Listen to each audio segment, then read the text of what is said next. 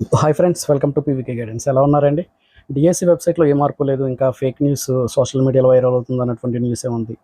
ఇక్కడ అభ్యర్థులకు మాత్రం ఒక అడుగడుగున ఒక శిక్షలా ఉంది. ఇక్కడ శిక్షణ పొందడానికి మేము అనేక మంది ఆఫీసర్స్‌ని నియమించాము. ప్రతి 50 మందికి కూడా ఒక ఇద్దరిని మేము కేటాయిస్తున్నామని చెప్పేసి అంటున్నారు.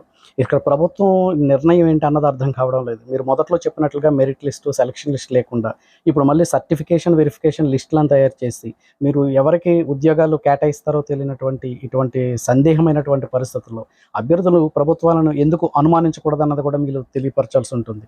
ఎందుకంటే మీరు కమిటీలని అపాయింట్ చేసుకున్నారు. 13 కమిటీలని, 19 కమిటీలని చేశారు. ఇప్పుడు మీరు మెరిట్ లిస్ట్ వస్తుంది అనేటువంటి ఆశతో ఉన్నటువంటి అభ్యర్థులు ఆశల మీద మీరు నీళ్లు చల్లడానికి ఇప్పుడు మళ్ళీ మీరు సెలక్షన్ లిస్టులు పెడుతున్నాము. ఈ సెలక్షన్ లిస్టులో వచ్చినంతరాన మీ సర్టిఫికేట్ సెలక్షన్ అయినంతరాన మీకు జాబు వచ్చినట్టు కాదు అనేటువంటిది దేనికి సంకేతాలండి ఇవన్నీ?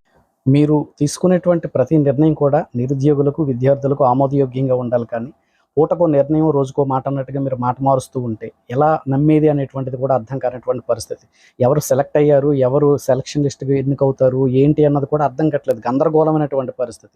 ప్రభుత్వం మాత్రం మీరు నిశ్చింతగా ఉండండి, మీ అందరికీ ఉద్యోగాలు వచ్చేస్తాయి. మేము అనుకున్నట్టుగా 16,347 మందికి మేము సర్టిఫికేట్ వెరిఫికేషన్ చేస్తాము అంటే మీరు ముందు మెరిట్ లిస్ట్ ప్రకటించండి. అప్పుడు దాన్ని బట్టి కొంత అంచనా అనేది బయటపడుతుంది. అదేమీ లేకుండా మళ్ళీ certification verification list 1, certificate verification list 2 అని ప్రిపేర్ చేసి ఈ 2 అయినంతరాన మీకు జాబ్ వచ్చినట్టు కాదు, మేము ఫైనల్‌లో సెలక్షన్ లిస్ట్ పెడతాము అంటే ఆ ఫైనల్ లిస్ట్‌లో ఉన్నవాడు ఎవడో, వాడు హాల్ టికెట్ నెంబర్ ఏంటో జనాలకు ఎలా తెలిసేది?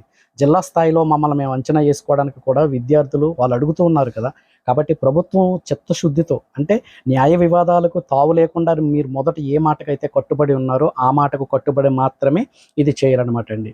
అంటే ఇప్పటికే శిక్షణ పూర్తి చేసుకున్నటువంటి వారికి మరో శిక్షణ ఎందుకు? ఈ శిక్షణలో ఉన్నటువంటి వారికి మొదట గ్రూప్‌లో ముగ్గురుంటారన్నారు. ఇప్పుడు ఇద్దరే అధికారులు ఉంటారు అని చెప్తూ ఉన్నారు. తర్వాత ఇక్కడ ఏ మార్క్ అయితే కేటగిరీగా ఉందో ఆ కేటగిరీలో చేయడం వల్ల ఖచ్చితంగా లాభం ఉంటుందనేటువంటిది నమ్మాలి. ఈ ఛానల్‌ను మీరు ఫస్ట్ టైమ్ చూస్తున్నట్లయితే సబ్స్క్రైబ్ చేయండి, షేర్ చేయండి, లైక్ చేయండి. Thank you.